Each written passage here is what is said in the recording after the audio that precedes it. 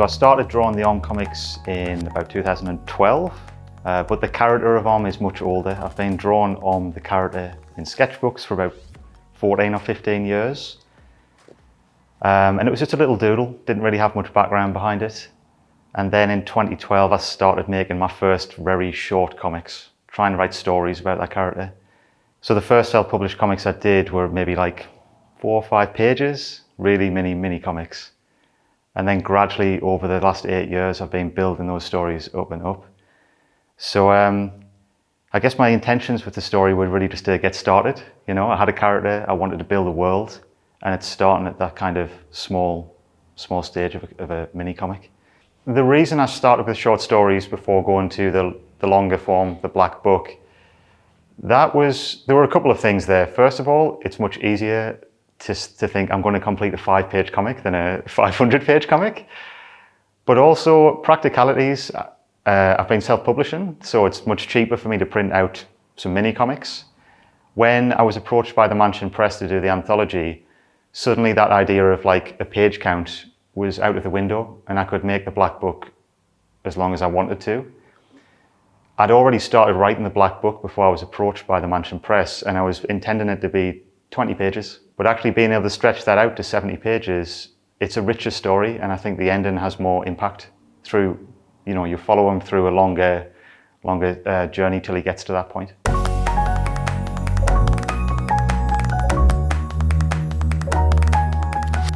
I refer to it as the world of Om, but that central character is Om as well.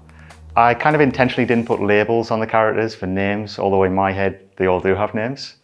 Sometimes the story might be named after a character, but Om is that kind of central figure that is kind of a constant throughout the whole world. So it's kind of been that evolution of the character, I think, over the past 8 years. And I think with every short story that I've done, the kind of world has got richer. You know, you can build up. So that was kind of something really appealed to me about doing short comics, is that you can build, you don't have to start with a 200-page book. You don't have to dive into doing a graphic novel. You can build this up by very small stages, which I think is kind of unique to comics in some ways. You build up these bigger mythologies through short stories.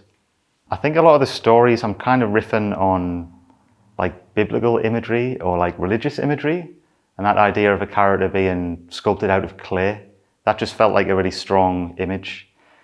I think when you're working without words, you need images that are very direct and can cut through. This isn't a religious comic, but that imagery is kind of familiar to people. People will have a reaction to that, or I certainly do. That's kind of where that started from, trying to make a little creation myth for this character, for this world.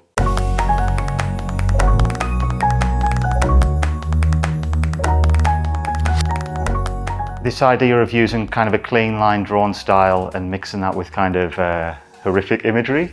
I love that idea of contrast, and I think it's quite jarring. It can be quite shocking for a reader. You know, when you look at these comics at the surface, it's super bright colours and fun shapes, but the content is slightly darker sometimes, not always, but I think that idea of building in contrast is quite appealing to me.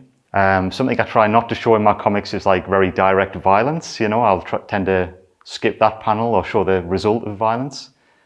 It's something I'm drawn to, you know, that idea of contrast in the imagery. There's an image that I've used in a number of my stories where a character has pulled the chest open and there's something inside there.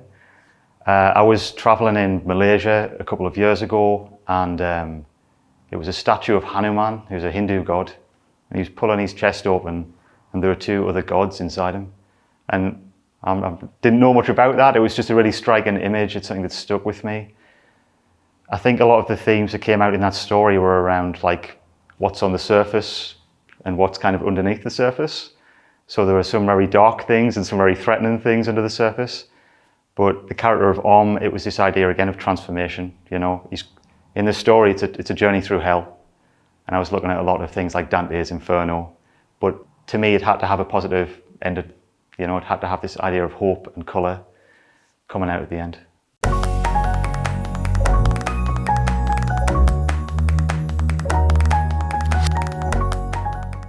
Getting the anthology after working on these self-published comics for such a long time was a really fascinating, exciting, but quite strange feeling. As I say, I've been self-publishing these books for almost 8 years. It was great to see that kind of collected idea of Om developing as a character, but what kind of struck me was that the tone of voice is the same throughout, because it's me, you know, writing these stories. And I hope readers don't kind of see it as this kind of like, this is his beginner stuff and this is the finalized stuff. I want them to really move on this journey with Om.